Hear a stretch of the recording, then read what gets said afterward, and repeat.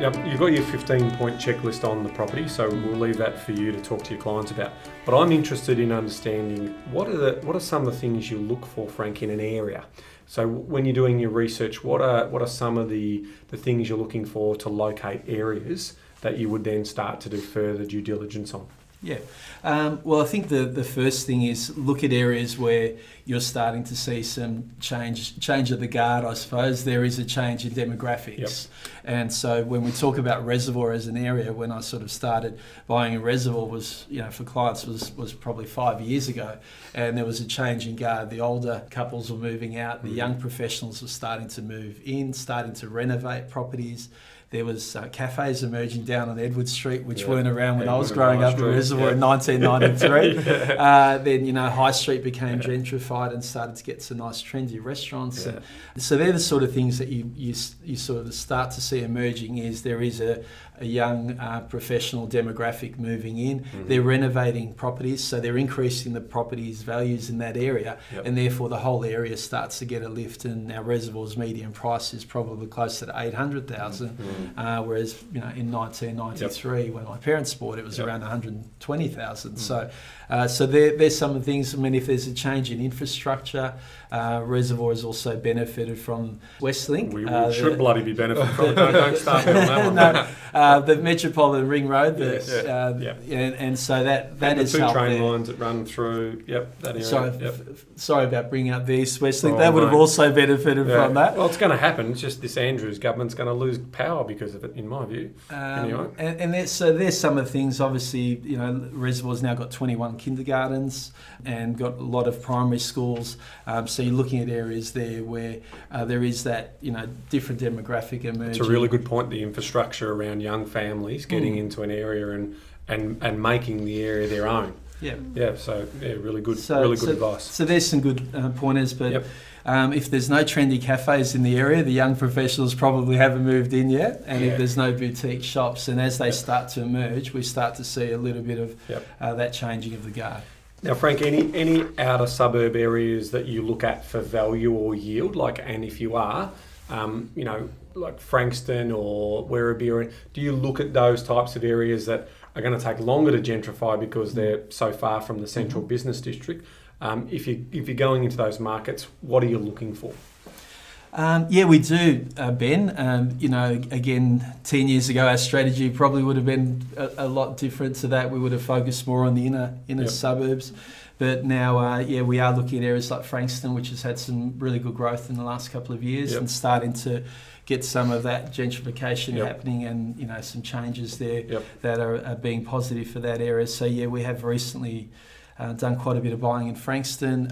We don't mind Werribee and Dandenong and areas like that, which have got a lot of infrastructure development. There's improvements in train stations, again, freeways, shopping facilities. Namely houses, not units, or? Bit of both, but ideally houses with a bit of land content. And if it's going to be a unit, we'd ideally like it to be a unit that's got a yard, so that there's a bit of land content about it. I think the villa units are gold. Because they're not going to build them anymore. So when you've got that single level living, there's 5 or 6 villas on one block. If that block came up today, a developer would put probably 12 to 14 apartments on it. So you call a villa unit a flat?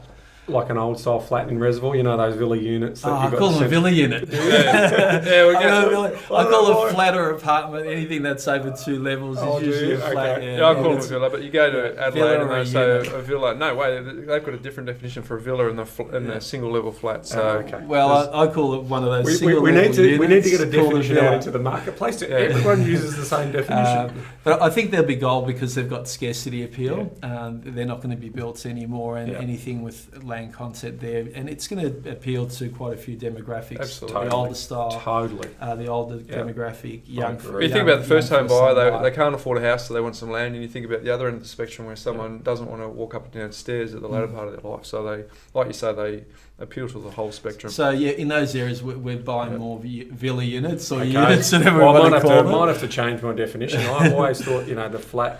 I used to say, a friend of mine lives there in a Reservoir in one of those flats, because Flats for me were less, sort of 3 stories or lower ground, but the villa unit, I'm going to have to probably call them villas. Yeah, villa units. We'll bring you along, mate. We'll bring me along. We'll stick with us. Maybe I'm the one who's causing the problem out there, not everyone else. Have you built your portfolio solely in Victoria? I have, yeah. I like to invest where I know the market, and I've always just bought all of our properties in Melbourne. Typically, most of them in the early stages were in that 3 to 8 kilometre radius. Now, probably got some in that sort of 10 to 20 kilometre radius. And I've always invested in Melbourne. If I was going to invest interstate, then I'd definitely recommend using an expert interstate. So some buyers agents, and I know you guys do stuff interstate, that you want to tap into their expertise, because I find that's one of the biggest mistakes people make. They try and diversify their portfolio. They try and buy interstate, but they buy the wrong property. They pay too much.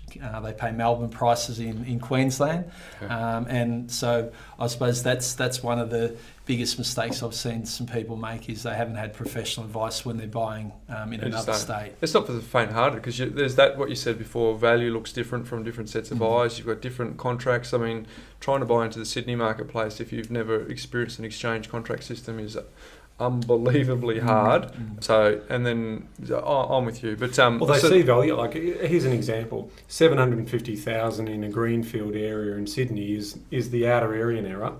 So I sit there and I go, I want to invest in Queensland. So I have a look at some of the outer areas out there, and I go, 420 grand for this. I'll buy that. Now it's probably worth 380. Do you know what I mean? Like, but they're like, in their mind, it's like, I see value in that because I'm getting the same footprint as what I'm getting, and it's still significantly cheaper what I'm getting in Sydney. So they must be telling me the truth, that it's worth 420, not 380. That's how the original 90s spruikers on the Gold Coast worked, isn't it? The two-tier pricing model, where they'd get someone to land at the airport. They'd have this very, the pact that they make on the airport, in the plane, husband and wife. Now, whatever happens, we are not buying today. So the guy who picks them up at the airport knows that's happening, so he puts all of his files and everything on the back seat behind him, so that you actually had to sit behind each other, so you couldn't maintain eye contact in the car. And then they'd take you around all this rubbish all day. They'd starve you, and then eventually this oasis in the desert would appear, and you'd go, and you're hungry, and then you just, one of you just goes, I just want this to end. So then you get to this property, and then you sign it up, and then you realise, from the perspective of interstate, it seems like enormous value, but the locals are like, we would never pay that. That's just the interstate price. But they got even better, because they actually had people who'd already bought 1 or 2 who were in the car on the drive around. Oh, we're here for our third.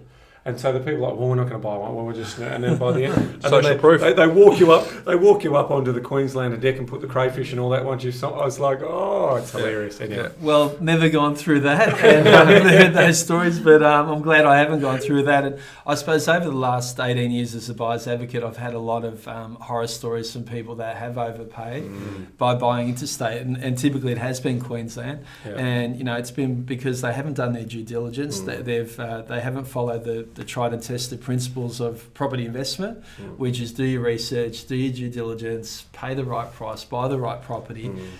So I suppose that probably hit home with me, and I thought, well, why should I buy interstate? Even if I knew the market there, I had a good buyer's advocate, that would be the only time I would invest in another market. I've lived in Melbourne for 47 years. I know it back to front, and we've lived in Elwood for 17 years near the beach there. We've had 2 homes there. We love that part of the world, but I grew up on the north and know Melbourne and know the good areas, know the upcoming areas. So when you're an expert in your market, it makes perfect sense to invest in a market that you know. I don't know anything about shares or funds. My wife's a qualified financial planner, so she handles all that side, because I've got no idea. I'm not going to make myself an expert in an area I don't know or don't enjoy it. I don't enjoy it. I hate it. And I love property, and I love going through properties and seeing, geez, I can pull out a wall here.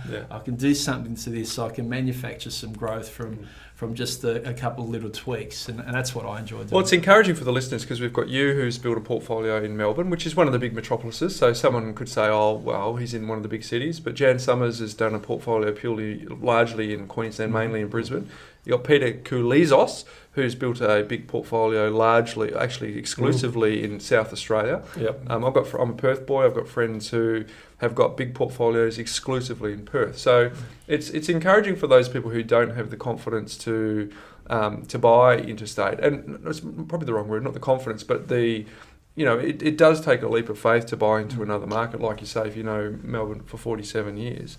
But there are opportunities to move your money around the country to, the long game is, buy for the long term, but you can take advantage within cycles if you want to do that to get some form of accelerated compounding. Yeah. And I think, sorry Frank, in terms of some of the listeners, they would love to know about the land tax piece. Yeah. Does that, in terms of your thought process, you obviously pay a bit of land tax, probably a lot more in the last bill, Ben. When my wife shared the bill, it was double, and I went like most Melbourne investors, almost fell off our chair. But that's what it is. But as I always say, I think land tax is one of those things you've got to pay. I think it is a smart strategy if you have got buyers advocates that can guide you interstate to move your portfolio around a bit. But you're still building wealth in Melbourne and you're still paying your land tax. Yeah. So it doesn't mean that you don't have to be exclusively in that area or in that state or whatever. But there is obviously ways in which,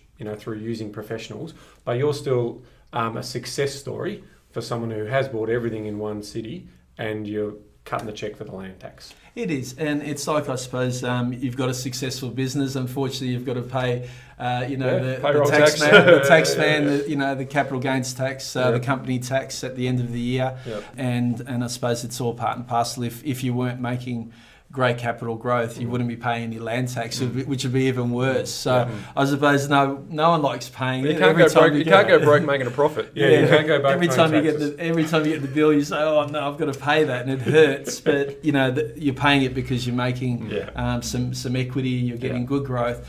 But that is something there that I think will be a strategy that we look at for clients. Is if they have got high land tax bills, moving their portfolio, diversifying it, but always use a buyer's agent, because I've just heard so many horror stories when people buy interstate. They get it totally wrong. Don't use a property marketer. No. Don't use your financial planner. Don't use your tax accountant. Use a buyer's agent who has the research, has the data, knows the area, and can give you good, firm reasons why this is the area to buy, and then also can comp it, basically to the nth degree, so you're not getting screwed. Absolutely. So Frank, when what advice can you give the listeners when they get that inevitable call from the agent that says, they've shown their hand that they're interested in the property, and then all of a sudden they get the call from the agent that says, there's another person interested, we've heard it 100 times, and we're a bit more immune to it than the general buyer, but what advice can you give when that call comes? Because it's going to come. Yeah.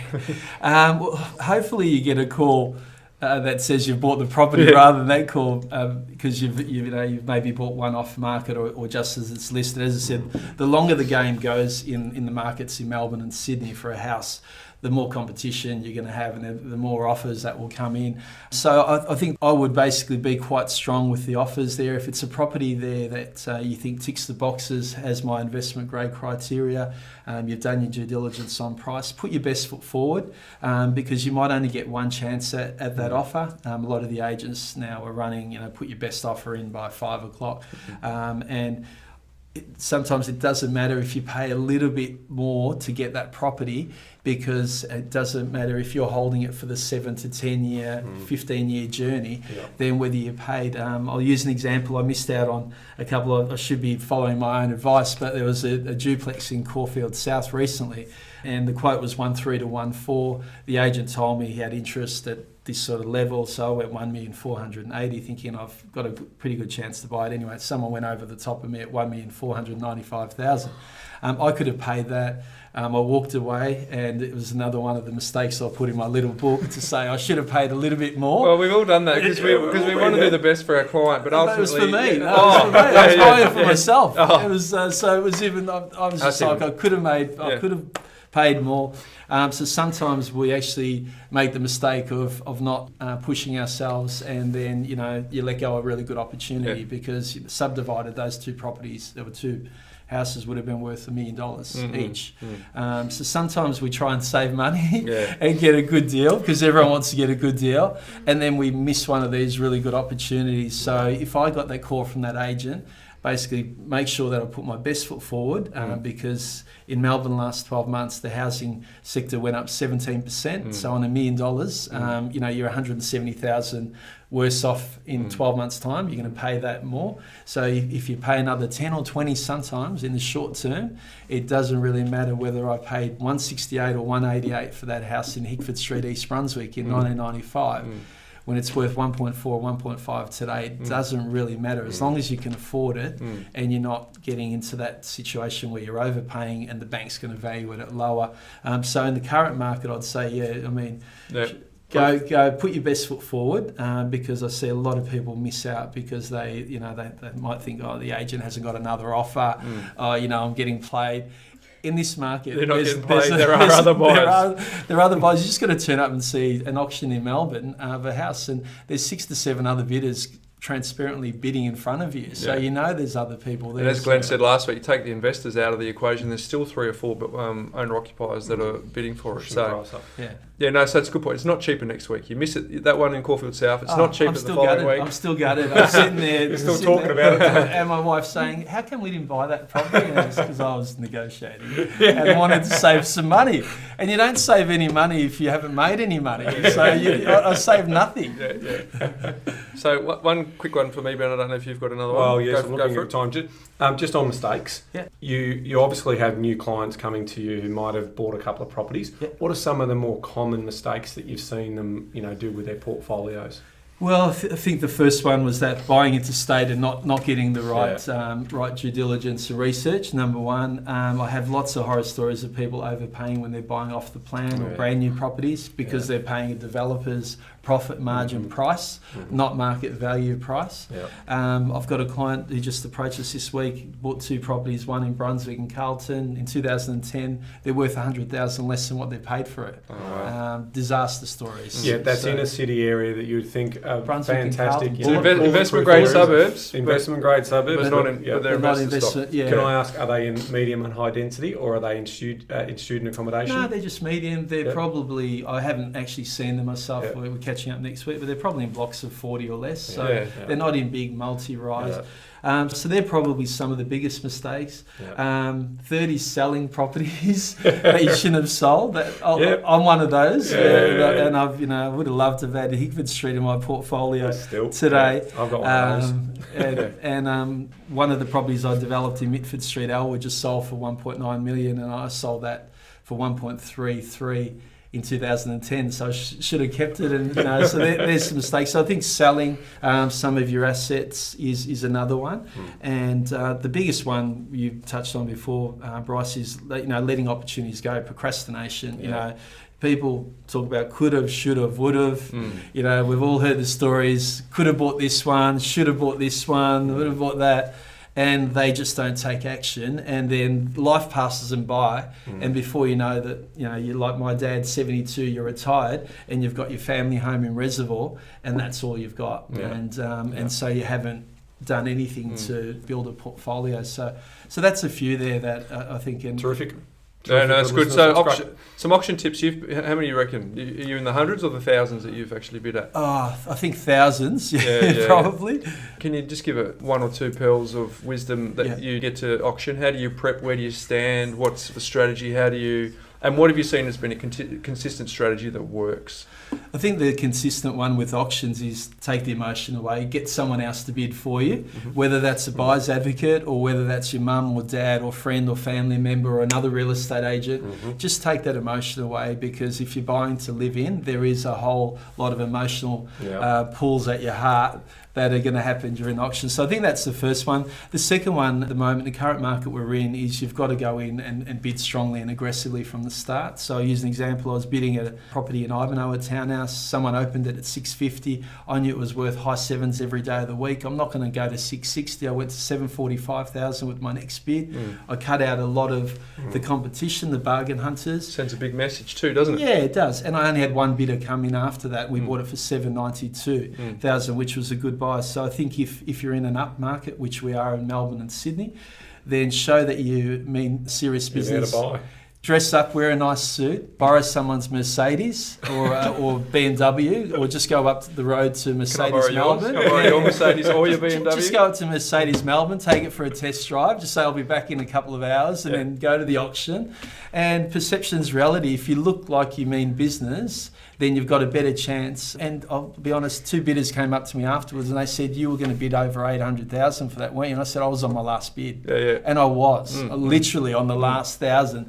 But the way I was bidding was like, I've got the money to buy this, standing next to the car that I'd hired from Mercedes Melbourne, and standing right there, and borrowed someone's nice suit to make myself look like I've got the money to buy. Mate, I've seen your suits. I think you just got it out of your own wardrobe. And that puts the perception out there for all of these home buyers that all these investors are coming in and, you know, they're going to pay anything for property. Well, the reality is we've got a walk-away price. We absolutely have a walk-away price. And we're absolutely pumping it through, and we look as confident as ever. But on last bid or last well, it was actually $1,000 over the last bid. It was buying for a home buyer, a repeat client. It was his second home. He had an apartment in Thornbury before that, and he was upsizing to a townhouse. And the other one is really, I suppose, stick to your limits. You know, don't get carried away with the emotion of an auction, because a good auctioneer can do the gun thing to you and get another 50,000 out of you like this by pointing his finger at you, and you haven't even bid. You've just paid another 50. So I think that's the other thing is, just make sure. And that's where if you've got someone else bidding for you, they will control the checkbook. They will control the bank balance, that you're not going to get carried away. And I think that's really important in the current market. I think it's an important thing you say, Frank, because I actually don't think that the Mercedes on its own works, or I don't think the suit on its own. The only thing I've seen that consistently works is confidence. And so what you've done is create a package that's delivered perception of confidence, and I've seen you at auction, and you're strong, and you make sure that people know that you're there to buy. And so people often ask, what's the tip? Be confident, and if you can't be confident, get someone else to do it, because it's the only consistent thing that I've seen work over and above, shotgun, what do you call it? Knockout bid. Shotgun bid. Shotgun. I was wondering where you were going with that shotgun. I was thinking, that'll knock it. That might be a good strategy. Turn up to an auction with a shotgun and just pretend you're going to shoot people. You heard it here first. I've never. In 22 years, 22 years, I've never bought a shotgun to an auction. But after that, Bryce, I reckon you're going to make sure you're going to invite me. All right, I want to see that. The other thing, I always bring my little clipboard, and it makes me look professional. It's all part of the image, and I write down all the bids, because you know what? In the heat of battle, sometimes you can lose track of where the hell it's at, especially if it's over $1 million. It's $1,122,422, and you're like, geez, have I paid the right thing, or have I gone 200,000 over budget? So I'm always writing my bids down, because once I nearly got it wrong and paid another 100 over my client's budget, 100,000. It was 1,122,000, and I was at something else, 1,222,000, and so I've always now got my trusted good clipboard. Tips. There you heard, folks. Don't spend 100 grand more than you plan to. I made $1,022,000 or 1.2. Sorry. Nuts. Last one for me. Have you got another one, Ben? No. This has been great. Last one for me is what does success mean to you? Well, success means getting up in the morning every day and living a lifestyle that we can enjoy for our family. So that's really what I do it for, is to get up, be able to enjoy our lifestyle, enjoy the fruits of our hard work, and really, have a successful business, have a successful life, have the overseas holidays and all the nice things. But it's also, just a chance to smell the roses and enjoy life, really. I think, a lot of people work hard to get to success, but they never really enjoy it. So I think that's really important for me. Good tip. We've been talking with Frank Valentic, who's the managing director of Advantage Property Consulting here in Melbourne, and we've been finding out as much as we can about his portfolio. The listeners get to see you, Frank, on the next episode of The Block, I'm sure. Well, hopefully, Next series. it'll be Might be in Regent Street, Elstwick, but that hasn't been confirmed. And it could be some big family homes on good sized blocks, which will be a block first. Oh, but that hasn't been confirmed either. Well, you heard it here first on the property couch, Ben. Yeah. So they're going to have to build the shell of the house as well. They're going to build apparently, they're being relocated from somewhere else, but again, that hasn't been confirmed. Okay. Wow. Yes, Property couch exclusives, folks. Maybe. It'll be very interesting. But the Gap Week is definitely happening the series after, so that will be a big one because that location will be second to none. Fitzroy Street and St Kilda. Blue chip location. That'll make for great television, won't it? It will make. Cameras are just idiot magnets, aren't they? Yeah. So it attracted you and me, so that's clear. Oh, thanks, Scott. Thanks for that promise. What about the traffic drama there? Can you imagine? Could you? Yeah. They will just shut the street down. It'll be trams interesting. Will have trouble getting through. Yeah. It'll be interesting. There'll be a few very old stories come up about the Gap Week. So there's a lot of history in those walls. Yeah. So it'll be interesting. But what a location! That'll transform that end of Fitzroy Street, which needs a big transformation. Needs a metamorphosis. Why don't you go on with your wife and be one of the renovators?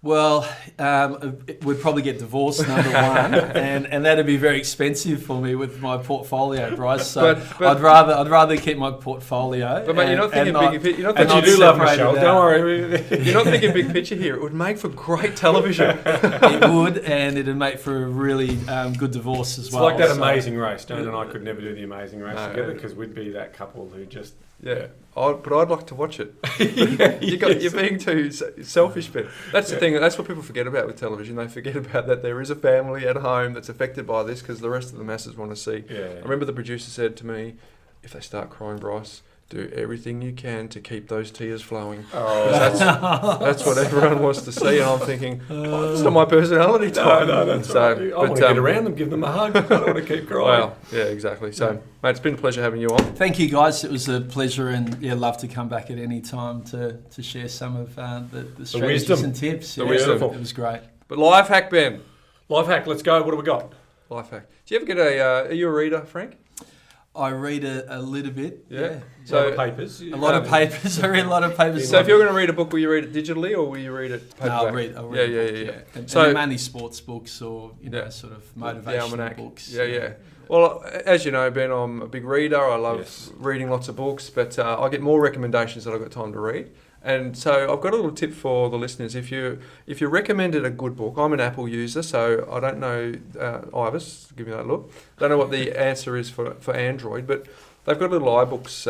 Are you an Apple? Are you an iPhone? Not really, no. Not reading books and things. No, but do you use an iPhone? Oh yeah, absolutely. Yeah, exactly. Absolutely. So the little absolutely. the little iBooks app. What you do is someone gives you a good book recommendation, Ben. You just go and do the search on your iBooks and download the free sample. And then next time you're looking to buy a book, you just go back to your archive of the samples that you've read, and then you can decide. So one thing you don't have to remember, what was the book that person told me I should read? You've got it. 2, you've read the intro and usually the first chapter. And 3, when you're ready to read, you can either purchase it, go to the library. So there's a couple of things. You can defer it until you're ready to read your next book. Okay. You could buy it straight away. Or what else can you do, Ivis? You can Blinkist it. So, sometimes I think he's on the payroll of that. Blinkist it. Blinkist it. Mate, if that's Blink. Of course we know who Blinkist is. That's the Of course you know, because you listen every week. Of course I do, yeah. So there you go, folks. And just for the record, if Apple want to put me on the payroll, sign me up. Sign me up. So there you go. Did you know? Okay, so I need this piece of paper. All right, so firstly, last week's Did You Know? Palindromes? Yeah, well, guess what? Twitter went off. We only had 3. Twitter went off. And we had a few people. Firstly, Joshua, who basically said, no, we've got something else here. So is it Arawara? So A-R-R-A-W-A-R-R-A. We'll test it. Can you spell it backwards? Yes, in New South Wales. Tick. So Joshua, thank you very much. Then we had, is it Carlo? Carlo come back and said there's one in ACT, Civic. Oh, pretty straightforward. So there's actually 5 suburbs out of the 15,000 which are palindromes. We might have started something, Ben. So that was a bit of Twitter going on there. So if you've got another palindrome that Ben's researcher has missed, no pointing fingers. No pointing fingers. Can't see, but that's all right. Help Ben's researcher out. Yeah. Go to if Twitter. You've got let any me know. interesting facts, actually, I'll get the listeners to help me. If you've got any interesting property facts, shoot them through to the podcast. What's our web address? Inquiries at the Property Couch. Info at the Property Couch. Info at the Property Couch. What is it? Info at thepropertycouch.com.au.